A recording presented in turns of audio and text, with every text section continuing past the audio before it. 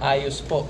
Pansin mo sir, may nakapataas at may nakapababa, no? Sa pataas dyan, dapat lalabas yung kuryente natin, no? Kaya ang una mong kakabit niya sir, ito yung tinatawag nating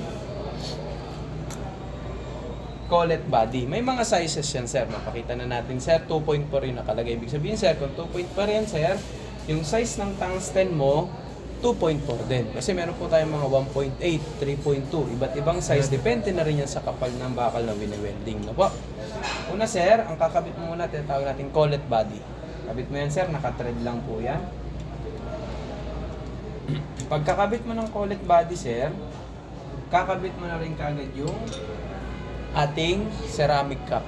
No, may iba't ibang sizes po yan. Nakadepende rin po yung mga laki niyan. No? Kasi bakit po? May mga maliliit tayo, may mga makikipot. May mga maliliit pa dyan sir, may number 5 pa para halimbawa naka T-joint, di ba sir? Masyadong makipot. Nangyari, papalitan mo ng maliit. Bakit po pag malaki? Kasi pag masyadong malaki yan sir, lalayo masyado yung tungsten mo, bubuga ng malakas yan, lulusawin niya yan sir, no? Kakabit na ng ating cup.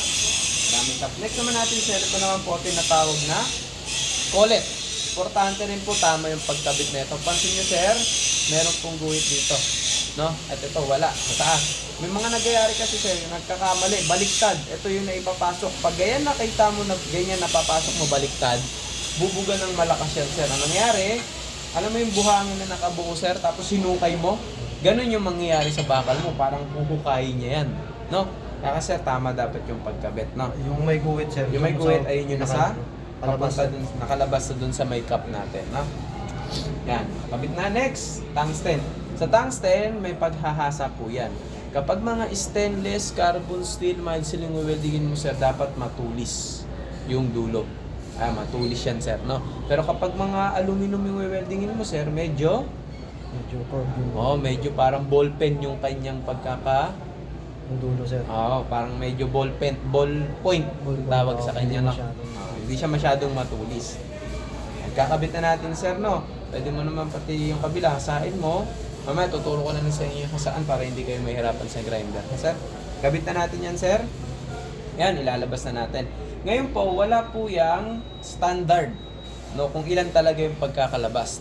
Nakadepende po yan sa mga wini-welding natin. Di ba? May mga malalalim, yung mga groove. Siyempre, kailangan mong habaan para hindi masyadong malayo yung tungsten natin dun sa pero yung base metal. Wala siyang standard sir. Wala talaga kung wala 5mm, 4mm, 7mm, wala yan sir. So, no? tansyahan na lang sir. Nakadepende po yan sa'yo. Kung saan magiging okay yung tungsten. Paano magiging okay sir?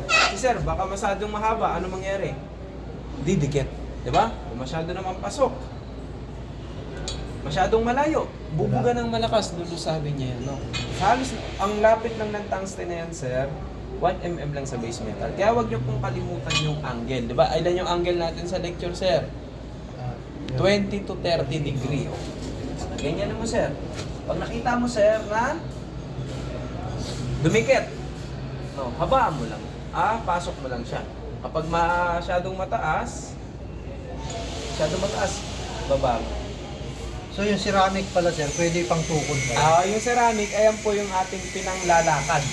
Ayun yung magsisilbing lalakad sa ating lusaw o tinatawag po na walking cup. Mapapakita natin sir. Ngayon kapag ka nailagay mo na yan sir, pwede mo nang higpitan. At mahigpit sir ha. Kasi pag maliwag yan, gagalaw yung tungsten. Kapag mahigpit naman na yan, hindi na gagalaw yung tungsten. Ay tanong, hatak natin dyan. Hindi niya gagalaw. Importante sir, ito. Angle. Ito sir, tama ba yung angle ko? Higang-higa. Mali sir, bubuga ng malakas yan. Isang causes yung kung bakit nalulusaw. No? Ito naman sir, tama ba angle ko? Masyadong diretsyo, nakadikit na yung tungsten. Kailangan sir, babali ka lang ng konti. Halos 1mm lang yung lapit ng tungsten. Yung tungsten yung titignan natin sir, hindi yung cup. Yung cup nakapatong lang sa bakal. No? Gagawin mo sir, ito yung magsisilbing walking cup. Kasi may dalawang technique sa pagtitig. Walking cup at saka floating o tinatawag na freehand yung floating. Yung walking cup, ito yan sir.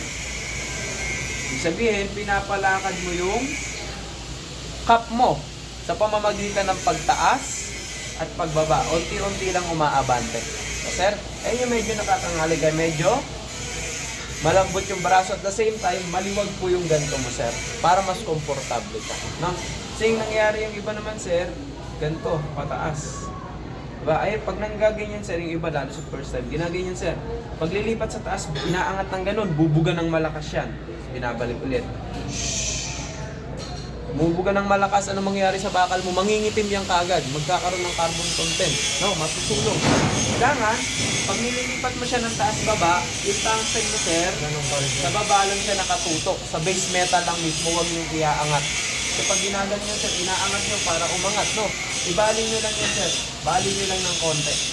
Kaya may 30 degree angle pa rin tayo. Yung isa naman, yung floating o tinatawag na freehand. Kung saan, sir, lumulutang. Parang acetilin na ano nyo na, sir. No, ikaw mag-acetilin ka rin, sir. No? Floating. Ayan po yung tinatawag natin floating. Pero ang papractice natin, sir, walking cup. In case na mag-welding kayo ng pipe, yung pipe, kasi nakapaikot yan, susunod na siya sa paikot ng pipe mo, no? In case lang naman yun. Next natin, argon. Okay na tayo sa part, sir?